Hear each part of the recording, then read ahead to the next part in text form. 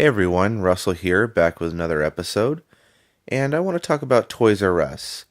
If you guys don't already know, a little while back, Toys R Us declared bankruptcy.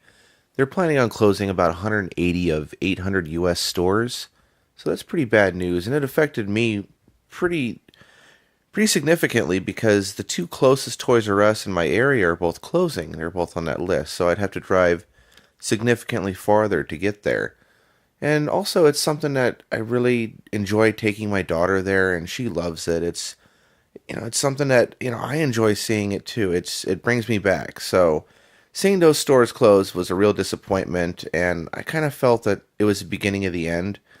Kind of like Sears and Kmart, how they're just continually closing stores until there's going to be nothing left.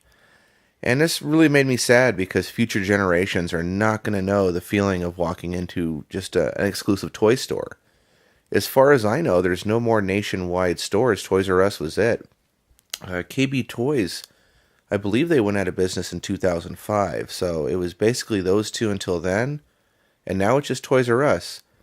And one more piece of bad news recently in the past days has been announced that Toys R Us is, when they filed their bankruptcy, they were looking to restructure debt and basically work with their vendors and things like that to stay open and rework their business model to where they can function.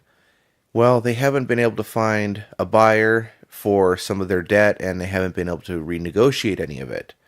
So now they're in a real big mess. Operations of all 800 stores could stop as early as next week. So, with that being said, I do want to do a more detailed video on exactly how this happened. So, I'm going to leave that part out.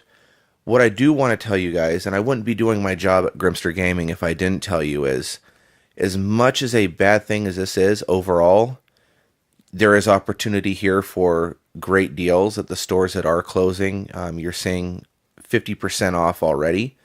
If everything closes really quickly, I don't know how much of a liquidation sale could happen. It's not for sure this is going to happen. I really hope it doesn't. I hope at the last minute maybe they find some way to keep the business going and hopefully, turn it around. I'm not holding out too much hope for this though. So I want to give you guys a heads up.